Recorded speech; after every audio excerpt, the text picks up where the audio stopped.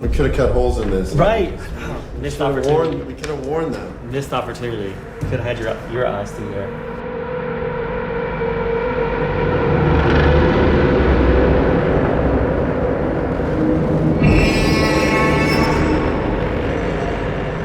My name is Greg Nicotero. I run Kane VFX Group in Los Angeles, and I'm about to celebrate my 40th year in the industry designing creatures, makeup effects, monsters, killers, slashers, victims, you name it.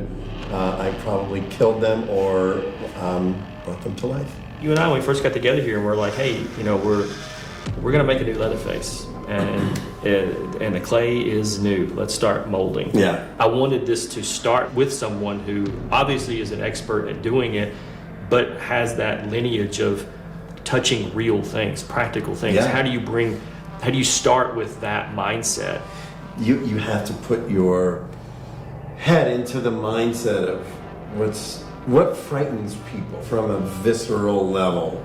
What is it about Michael Myers that's terrifying? What is it about Jason that's terrifying? What is it about these? And at that point, you look at everything that came before. You look at the original Chainsaw movie, you look at Tom Savini's, and really just seeing how that was kind of an empty canvas that you could kind of work in elements as to how you would want to. Would they use a full face? Would they use pieces of a face and stitch them together? Right. Sometimes for us, and I'm sure it's the same with you, we create our own mythology. Yeah. Even if we're wrong, you know, we could say, oh, well, he did this because that's what he, you know, that's what, we it might not be anything that Kim Henkel or Toby even thought of. Right. Which puts you as the creative, if you're setting down to make a new Leatherface, you sort of become that killer in your head for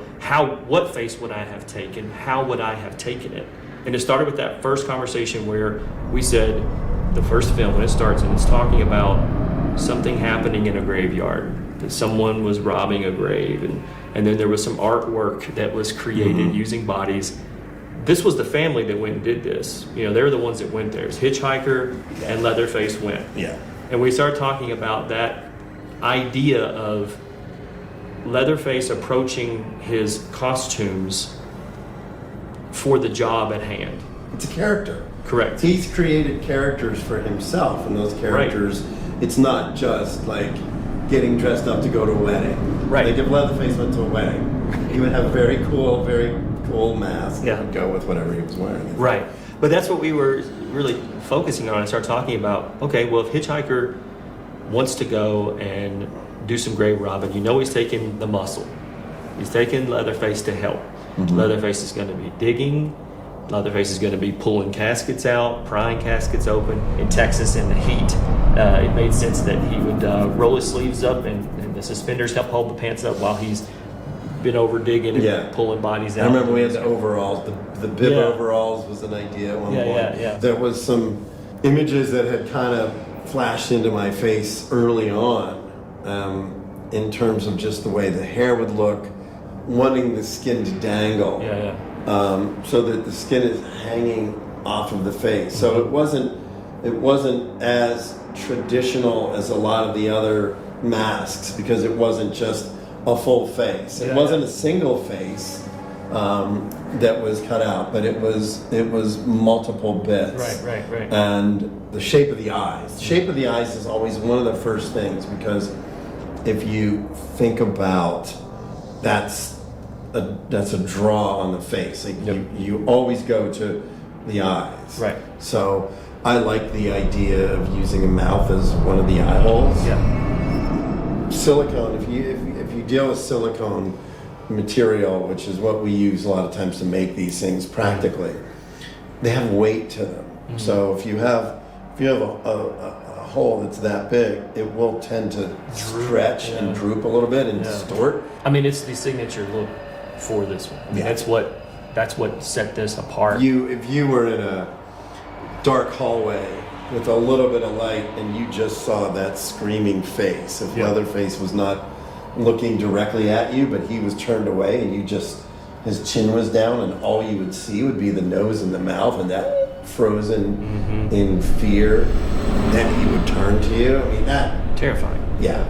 Well, the other challenge we had was the saw. You know, the original 1974 film, Leatherface carries a pull-on chainsaw. I remember our first conversation because, you know, when we started talking and I was all about the mask. Yeah. And then you're like, okay, now we got to talk about the chainsaw. I went, oh shit. Like, oh no. I haven't even gotten there yet. Yeah. I'm still on this. Yeah. And you did exactly what you just did. You started talking about, well, in the movie they use this. And I was like, damn, this guy knows a lot about his chainsaws. Yeah. I knew I didn't want him carrying the same saw. I wanted to Right. approach this differently.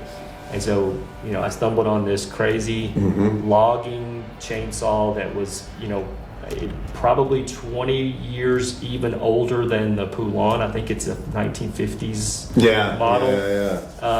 And had a brutal look to it. Even the edges of it is, again, the Poulan was it's all rounded. sleek. Yeah, It was all rounded. It wasn't Correct. angular. Angular has a Right. more industrial feel That's to right. it. It looks more like a tractor engine with a blade Yeah. on the end of it. It does. It looks Right. like a piece of farm equipment. Right. Yeah. Right. Which obviously was how that was utilized and found.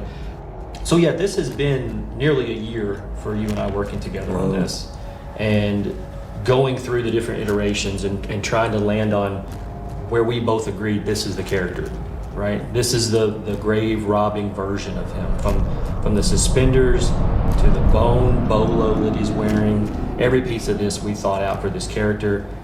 It was a long road to get here, but I think it was definitely well worth it.